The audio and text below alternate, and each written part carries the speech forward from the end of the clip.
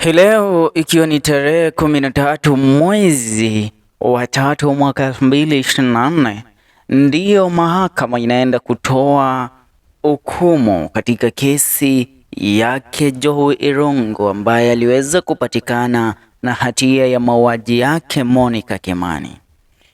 Ila swali na jambo ambalo linaendelea kuulizwa, chanzo na msukumo wa Jowie Irungu kuweza kumuua Monica Kimani ni upi? Na kando na hilo, mama yake Monica Kimani na familia yake Monica Kimani wakipata kuzungumza hapo jana, waliweza kuiomba serikali aswa mahakama ikiongozwa na ambaye ni Grace Nzioka, waliomba ya kwamba Jowie Irungu aweze kupewa hukumu na adhabu ya kifo.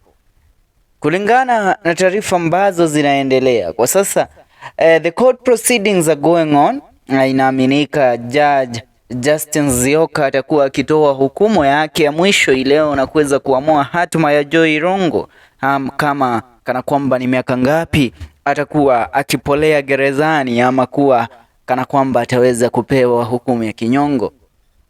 Now, Joseph Kuria Irungu, 33 years of age, is due in court this morning to be sentenced for the murder of businesswoman Monica Kimani. Irungu was due to be sentenced last week, but his lawyers asked High Court Judge Grace Nzioka to grant him more time to file his response to a pre-sentence report and the prosecution's submissions.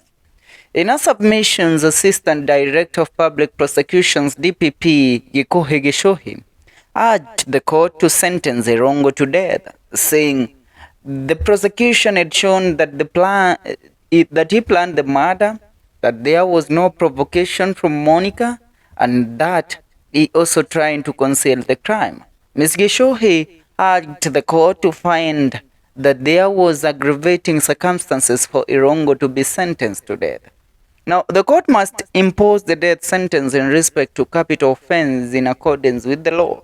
It is thus our humble submission that the death penalty is lawful in the Republic of Kenya, and in the matter before your ladyship had met all the requirements to warrant the death sentence, she said. Ila watu mna roho zingine ambazo zinakutu. Kwanza mawakili wengine wapumbavu, sio simama wapi mbele ya mahakama unaongea upumbavu kama huu. Now, the 28-year-old businesswoman, the eldest daughter of Paul Kimani Ngarama, was killed at a Lamoria garden apartment on the night of September 19, 2018, shortly after arriving from Juba in South Sudan. And also remember, there is a story behind the Southern Sudan journey of none other than Monica Kimani. So there is a story behind that, and there is a story that revolves around Monica Kimani's alleged relationship with the Speaker of the National Assembly of Southern Sudan. They always forget to mention how this lady lived her life. They always forget to mention how she made a fortune in less than 2 years. They don't mention that. All they do is point fingers at Jowie Irungu, claiming that he killed her. But they have never even at one moment or at any time given the reason why Jowie Irungu went on to do that, or the motive behind Jowie Irungu killing Monica Kimani. Now, she was due to travel to Dubai the following morning, but her lifeless body was found lying in a bathtub with that throat slit from here to here. Her hands and legs had been bound with cable ties. Now, in the pre-sentencing report, Irungu's parents, Julius Irungu Mwangi and Anastasia Dhamma, described their 33-year-old son as an outgoing, respectful, and a committed Christian. Born on November 20, 1990 in Nakuru, the certified private security guard grew up in Mwareka area.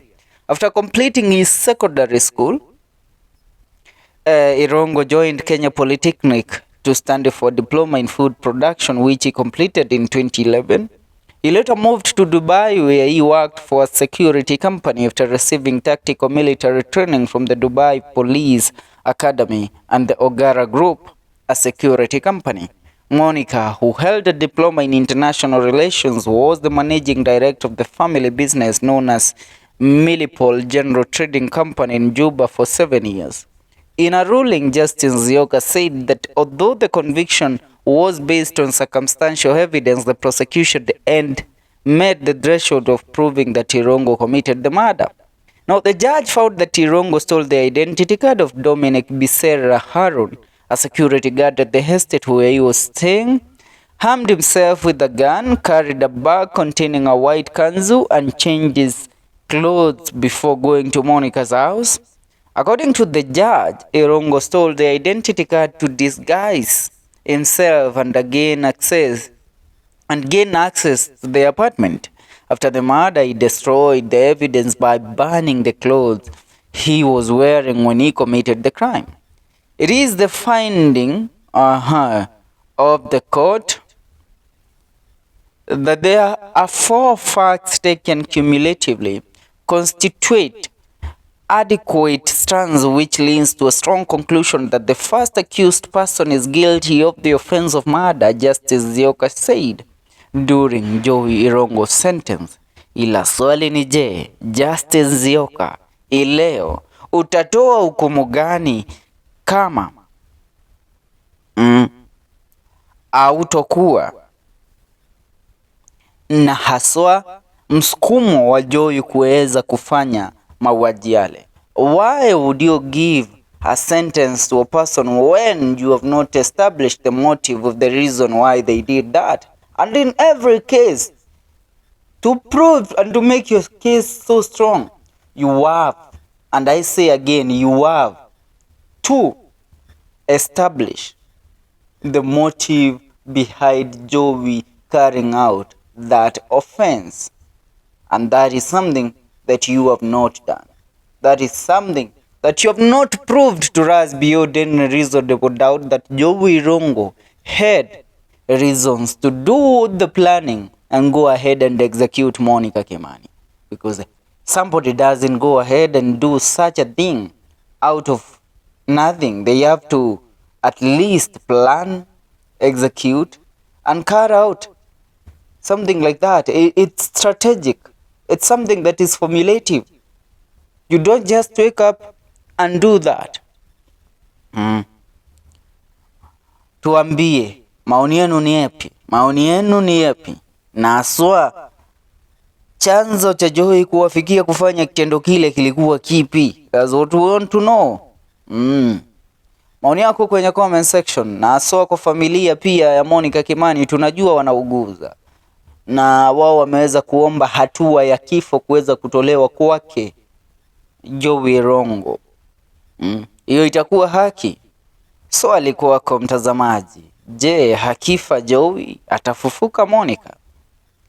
Achia maoni yako kwenye comment section, tuungane katika video zetu zijazo. Usisahau, hii ni FM Show KE.